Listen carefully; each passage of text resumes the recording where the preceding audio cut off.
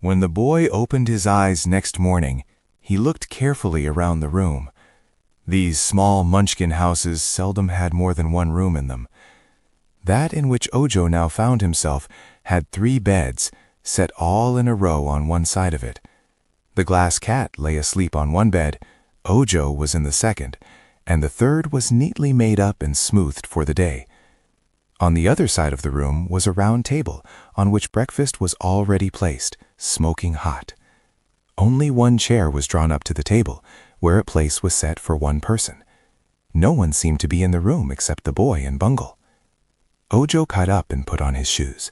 Finding a toilet stand at the head of his bed, he washed his face and hands and brushed his hair. Then he went to the table and said, "I wonder if this is my breakfast." "Eat it," commanded a voice at his side, so near that Ojo jumped, but no person could he see. He was hungry, and the breakfast looked good, so he sat down and ate all he wanted. Then, rising, he took his hat and wakened the glass cat. "Come on, Bungle," said he, "we must go." He cast another glance about the room, and, speaking to the air, he said, "Whoever lives here has been kind to me, and I'm much obliged." There was no answer, so he took his basket and went out the door, the cat following him. In the middle of the path sat the Patchwork Girl, playing with pebbles she had picked up. "Oh, there you are," she exclaimed cheerfully. "I thought you were never coming out. It has been daylight a long time." "What did you do all night?" asked the boy. "Sat here and watched the stars and the moon," she replied. "They're interesting. I never saw them before, you know." "Of course not," said Ojo. "You were crazy to act so badly and get thrown outdoors," remarked Bungle, as they renewed their journey. "That's all right," said Scraps. "If I hadn't been thrown out, I wouldn't have seen the stars nor the big gray wolf." "What wolf?" inquired Ojo. "The one that came to the door of the house 3 times during the night." "I don't see why that should be," said the boy, thoughtfully. "There was plenty to eat in that house, for I had a fine breakfast, and I slept in a nice bed." "Don't you feel tired?" asked the Patchwork Girl, noticing that the boy yawned. "Why, yes, I'm as tired as I was last night, and yet I slept very well." "And aren't you hungry?" "It's strange," replied Ojo. "I had a good breakfast, and yet I think I'll now eat some of my crackers and cheese." Scraps danced up and down the path. Then she sang, "Kizzle kazzle core, the wolf is at the door. There's nothing to eat but a bone without meat, and a bill from the grocery store." "What does that mean?" asked Ojo. "Don't ask me," replied Scraps. "I say what comes into my head, but of course I know nothing of a grocery store or bones without meat or very much else." "No," said the cat. "She's stark, staring, raving crazy, and her brains can't be pink, for they don't work properly." "Bother the brains!" cried Scraps. "Who cares for 'em anyhow? Have you noticed how beautiful my patches are in this sunlight?" Just then they heard a sound as of footsteps pattering along the path behind them, and all 3 turned to see what was coming. To their astonishment, they beheld a small round table running as fast as its 4 spindle legs could carry it, and to the top was screwed fast a phonograph with a big gold horn. "Hold on," shouted the phonograph. "Wait for me." "Goodness me, it's that music thing which the crooked magician scattered the powder of life over," said Ojo. "So it is," returned Bungle in a grumpy tone of voice, and then, as the phonograph overtook them, the glass cat added sternly, "What are you doing here anyhow?" "I've run away," said the music thing. "After you left, old Dr. Pipt and I had a dreadful quarrel, and he threatened to smash me to pieces if I didn't keep quiet. Of course I wouldn't do that, because a talking machine is supposed to talk and make a noise, and sometimes music. So I slipped out of the house while the magician was stirring his 4 kettles, and I've been running after you all night. Now that I've found such pleasant company, I can talk and play tunes all I want to." Ojo was greatly annoyed by this unwelcome addition to their party. At first he did not know what to say to the newcomer, but a little thought decided him not to make friends. "We are traveling on important business," he declared, "and you'll excuse me if I say we can't be bothered." "How very impolite!" exclaimed the phonograph. "I'm sorry, but it's true," said the boy. "You'll have to go somewhere else." "This is very unkind treatment, I must say," whined the phonograph in an injured tone. Everyone seems to hate me, and yet I was intended to amuse people." "It isn't you we hate especially," observed the glass cat. "It's your dreadful music.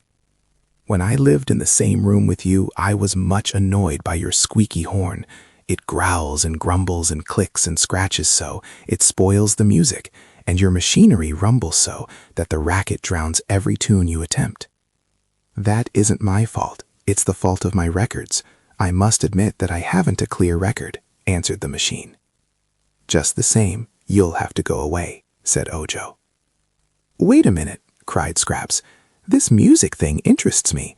I remember to have heard music when I first came to life, and I would like to hear it again. What is your name, my poor abused phonograph?" "Victor Columbia Edison," it answered. "Well, I shall call you Vic for short," said the Patchwork Girl. "Go ahead and play something." "It'll drive you crazy," warned the cat. "I'm crazy now, according to your statement." "Loosen up and reel out the music, Vic. The only record I have with me," explained the phonograph, "is one the magician attached just before we had our quarrel. It's a highly classical composition." "A what?" inquired Scraps. "It is classical music and is considered the best and most puzzling ever manufactured. You're supposed to like it, whether you do or not, and if you don't, the proper thing is to look as if you did. Understand?" "Not in the least," said Scraps. "Then listen." At once the machine began to play, and in a few minutes Ojo put his hands to his ears to shut out the sounds, and the cat snarled, and Scraps began to laugh. "Cut it out, Vic," she said. "That's enough." But the phonograph continued playing the dreary tune, so Ojo seized the crank, jerked it free, and threw it into the road. However, the moment the crank struck the ground, it bounced back to the machine again and began winding it up, and still the music played. "Let's run," cried Scraps, and they all started and ran down the path as fast as they could go. But the phonograph was right behind them and could run and play at the same time.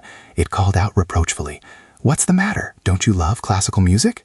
"No, Vic," said Scraps, halting. "We will passicle the classical and preserve what joy we have left. I haven't any nerves, thank goodness, but your music makes my cotton shrink. Then turn over my record."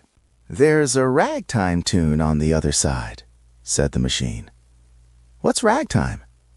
"The opposite of classical." "All right," said Scraps, and turned over the record. The phonograph now began to play a jerky jumble of sounds which proved so bewildering that after a moment Scraps stuffed her patchwork apron into the gold horn and cried, "Stop, stop! That's the other extreme. It's extremely bad." Muffled as it was, the phonograph played on. "If you don't shut off that music, I'll smash your record," threatened Ojo. The music stopped at that, and the machine turned its horn from one to another and said with great indignation, "What's the matter now? Is it possible you can't appreciate ragtime?" "Scraps ought to, being rags herself," said the cat, "but I simply can't stand it. It makes my whiskers curl." "It is indeed dreadful," exclaimed Ojo with a shudder. "It's enough to drive a crazy lady mad," murmured the Patchwork Girl. "I'll tell you what, Vic," she added as she smoothed out her apron and put it on again. "For some reason or other, you've missed your guess. You're not a concert. You're a nuisance." "Music hath charms to soothe the savage breast," asserted the phonograph sadly.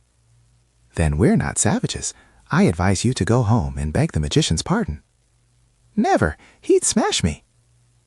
"That's what we shall do if you stay here," Ojo declared. "Run along, Vic, and bother someone else," advised Scraps. Find someone who is real wicked and stay with him till he repents. In that way, you can do some good in the world." The music thing turned silently away and trotted down a side path toward a distant Munchkin village. "Is that the way we go?" asked Bumble anxiously. "No," said Ojo. "I think we shall keep straight ahead, for this path is the widest and best. When we come to some house, we will inquire the way to the Emerald City." The Foolish Owl and the Wise Donkey.